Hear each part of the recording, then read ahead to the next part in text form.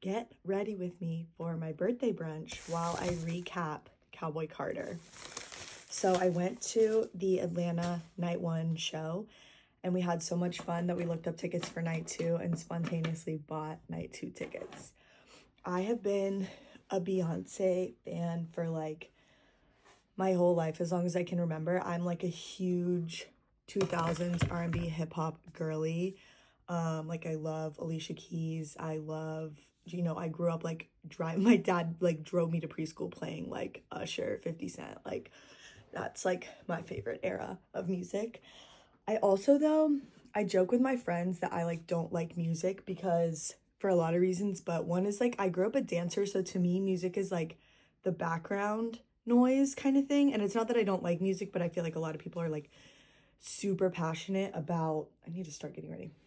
People are like super passionate about the music they like. And for me, like I said, I love Beyonce, but I'm not like, oh, name every song ever and every single lyric ever and what's her birthday and what's every single like I just don't get obsessed with things like that the way some people do. So I joke with people that I don't like music because I was the same way with like Taylor for the Eras Tour. Like I went and I had so much fun and I love her and I love her music and I've loved all her music throughout the years.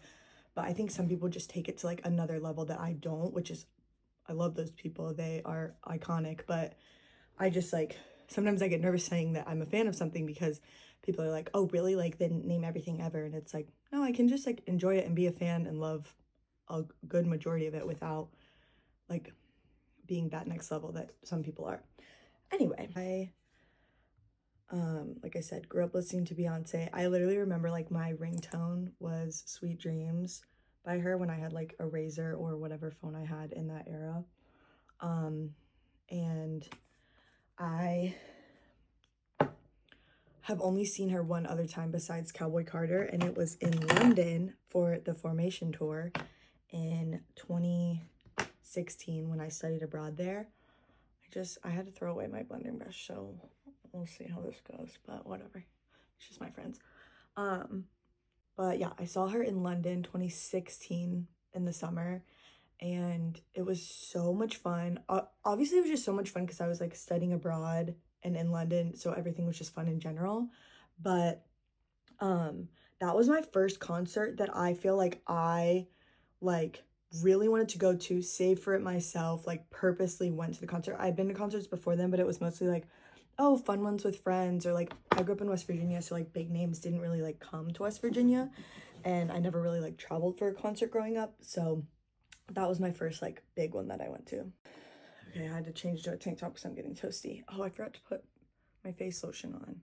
I guess I could put it on top. Clearly I don't do get ready with me is because I can't talk and put on makeup at the same time, but I guess practice makes perfect. So, and this like explodes all over itself when you travel with it. Great. Okay. Anyway, I love Beyonce. I saw her in London, the Formation Tour. Tickets in Europe I feel like are different because the general admission is like is like part of the floor seating.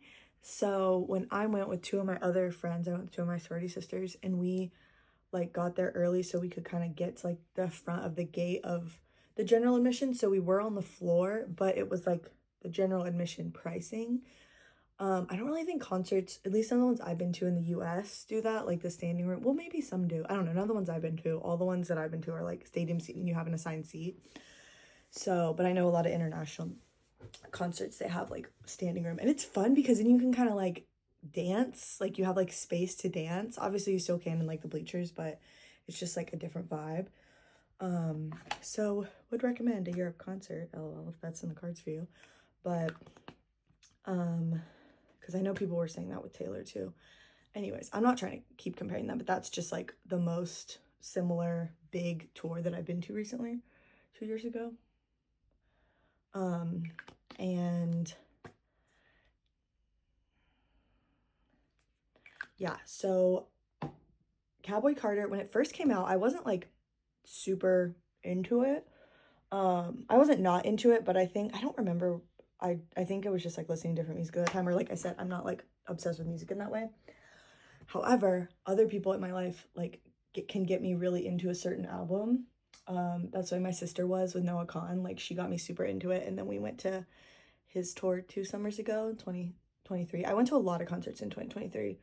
And then I just didn't really go to that many last year because I was traveling a bunch. And then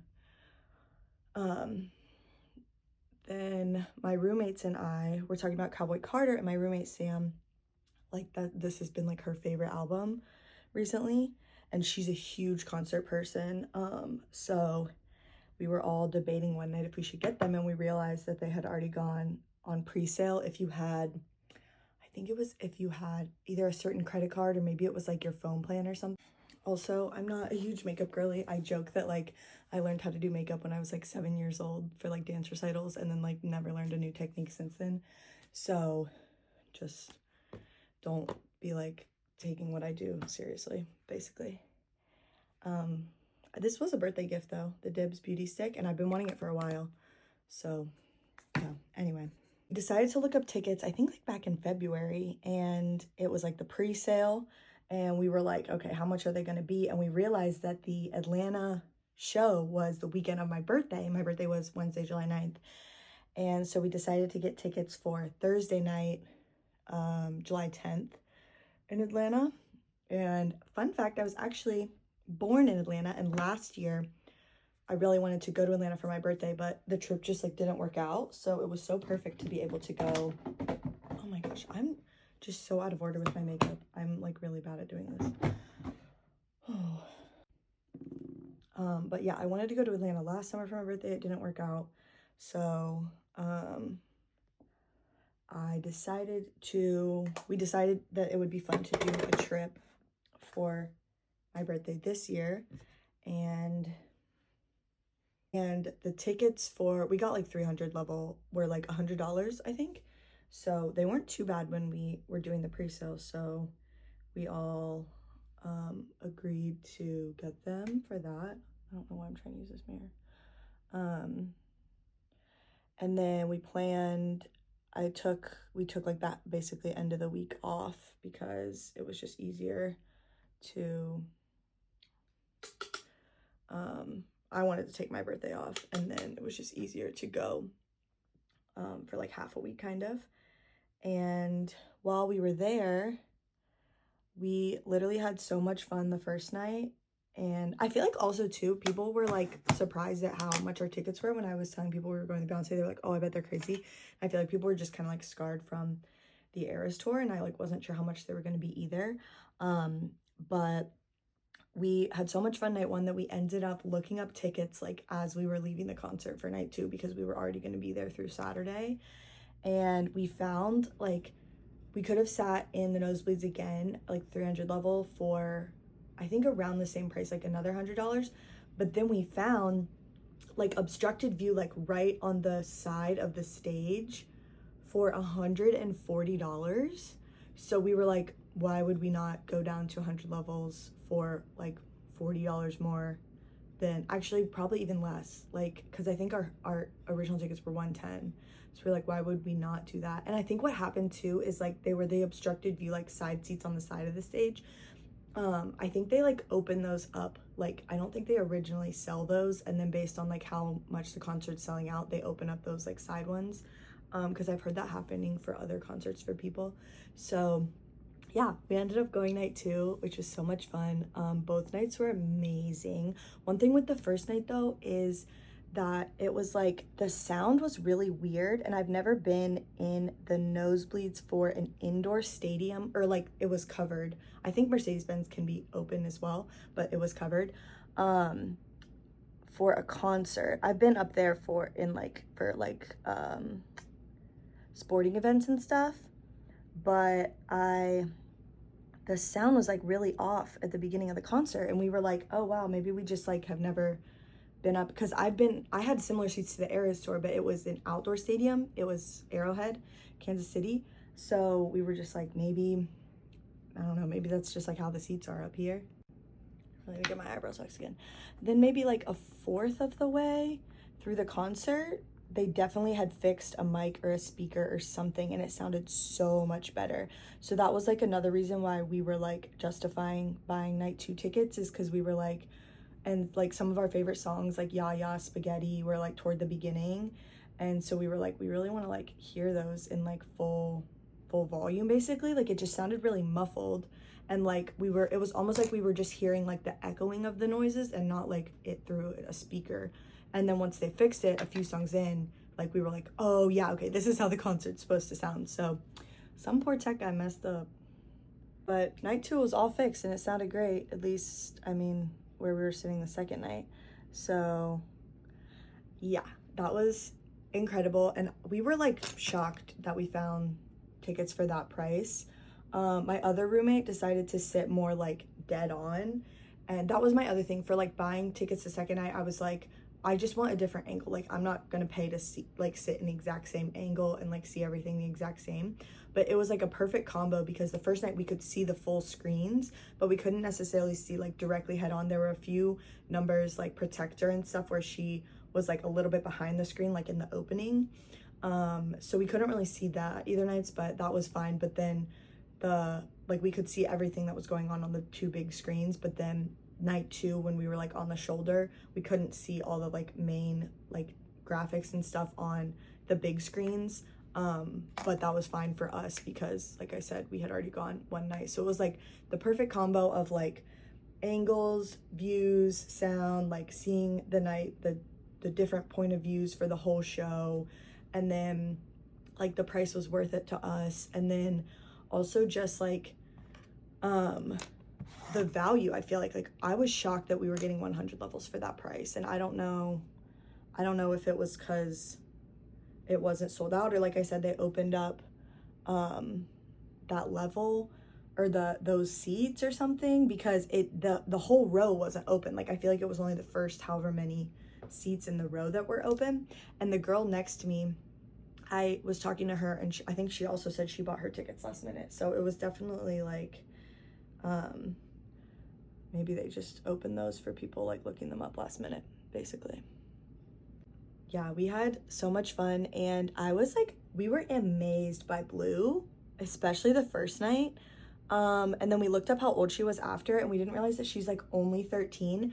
I can't remember what song it was. People are gonna know and probably like comment, but